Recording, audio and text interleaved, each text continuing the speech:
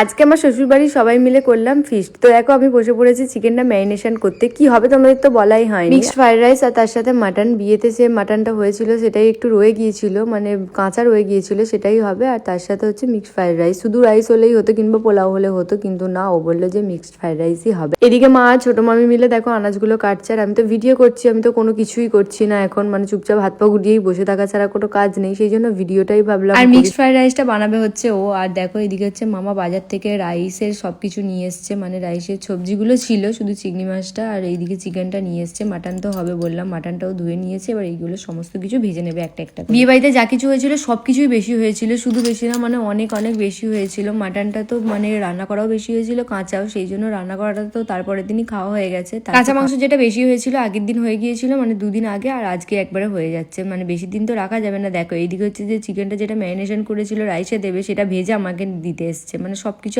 আমাকে আগে দিয়ে তারপর নিজে খাবে।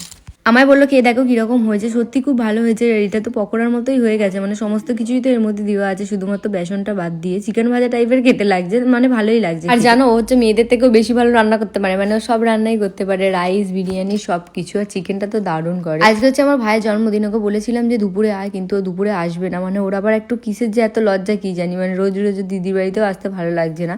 আর সেই জন্য ও বললো যে সন্ধ্যাবেলায় একবার যাবো, দুপুরে আর যাবো। দেখো রাধুনি নিজে রান্না করতে করতেই খেতে শুরু করে দিয়েছে। এদিকে হচ্ছে চিংড়ি মাছটা ভাজছে, আর চলো একটু ছাদ থেকে ঘুরে আসে, মানে এখন বেশ কয়েকদিন হলো ঠান্ডাটা খুব পড়ে গেছে, এবার তো ঠান্ডাটা পড়বে।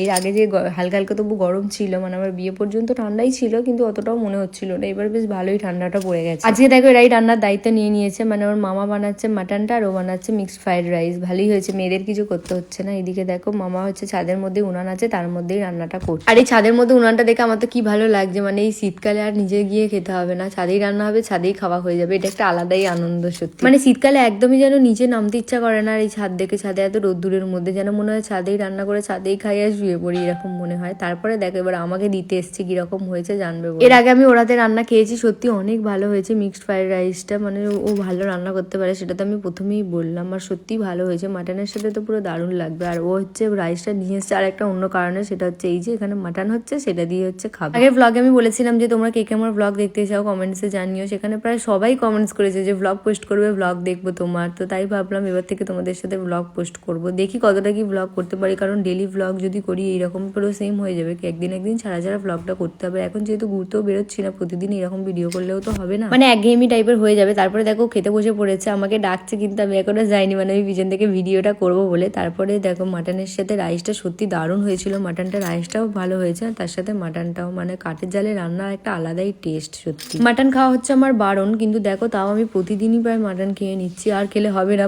নিয়েছি ঠিকই, কিন্তু ওকে দিয়ে দিয়েছি, মানে আমি খাই। সবই তো আমার হিল জুতো, আর এরকম জুতো একটাও নেই, মানে হাওয়াই চপ্পল, সেই জন্য দেখো শ্বশুরমশাই এনে দিয়েছে। শাশুড়ি মা আমায় বললো যে দেখো পরে দেখো ঠিক আছে কিনা, দেখলাম যে ঠিকই আছে। এই দেখো এখানে এক গামলা চা নিয়ে বসে পড়েছে, ও চা খায় না, গ্রিন টি নিয়েই বসেছে। তারপরে দেখো আমি হচ্ছে চা খাচ্ছি, আমি দুধ চা খাই না, সেই জন্য লাল চাই খাই, মানে আমার দুধ চাতে স্যুট করে না, সেটা প্রথমেই বলেছিলাম। আর এখানেও এসে সেই দুধ চা দিত প্রথম, সেই জন্য আমি বলতাম যে দুধ চা খাবো না, লাল চাই। বাড়িতে আমি সেখানে একবেলা চা খেতাম, আর এখন এখানে এসে দুবেলা চা খাচ্ছি, মানে ঠান্ডা বলে দুবেলা চা খেতেই ভালো লাগছে। এই দেখো আমার ভাই এসছে লজ্জা না করে এখন, মানে ওকে বললাম যে আয় না আমাদের বাড়িতে, কি হবে অত লজ্জা করে, সে বাইরে থেকে চলে যাবে। আর মা দেখো কি কি পাঠিয়েছে, মা হচ্ছে ফুলকপি দিয়ে ভেটকি মাছের তরকারি একটা পাঠিয়েছে, আজকে রান্না করেছিল সেটাই পাঠিয়েছে। আর ফ্রিজে হচ্ছে ভেটকি মাছ তোলা ছিল, সেই মাছ দিয়েই আবার নতুন করে ফিশ ফিঙ্গার বানিয়ে নিয়ে এসছে আমার জন্য। মানে আমার ভাই সব কিছুই রান্না করতে পারে, মানে ছেলে হয়ে ওরা সমস্ত কিছু রান্না করতে পারে, মেয়ে হয়ে মনে হয় আমি অত কিছু রান্না করতে পারি। আর এই যে কাছাকাছি বিয়ে করার এই একটা দারুণ সুবিধা, যা কিছু হবে দুজনেরা খাবো, মানে ভালো কিছু হওয়া মানেই আমি ভাইকে ডাকবো যে তুই এসে খেয়ে যা, আর ও কিছু মানে আমাদের বাড়িতে কিছু হলে ও আবার আমায় দিতে আসবে। তারপরে হচ্ছে ওকেও একটা দিলাম, আমিও খেলাম। ও বললো যে খাবো না, আমি বললাম একটা খাওয়া অন্তত। তারপরে সবাইকে দিয়ে তো এবার বসেছি কেক নিয়ে, মানে মামা বাইরে বেরিয়েছিল সেই সময়, মামাকে কেকটা আনতে ভাই জন্মদিন বলে কথা, প্রতি বছরই ও কেক কাটে, মানে এই 2-3 বছর কেকটা কাটছে। তাই ভাবলাম এই বছর আমার শ্বশুর বাড়িতেই ওর বার্থডে সেলিব্রেশনটা হোক। ও জানতো না সত্যি, মানে ওকে ডেকেছিলাম আর ওইগুলো দিতে এসেছিল, প্রাইজ দেবো বলে। ওকে আমি প্রথম থেকে কিছুই বলিনি, মানে ওর যে জন্মদিন আজকে সেটা আমি জানি না, এমন ভাব দেখিয়েছি। তারপরে যখন বললাম যে বসে এবার কেক কাটা হবে, বলছে যে কেক কাটা পরে তুই কি করে জানলি আজকে আমার জন্মদিন? আমি বললাম আমি ঠিক জানি।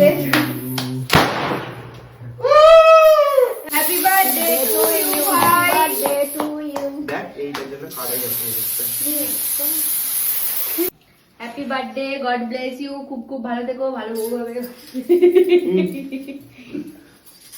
খুব খুব ভালো থেকো।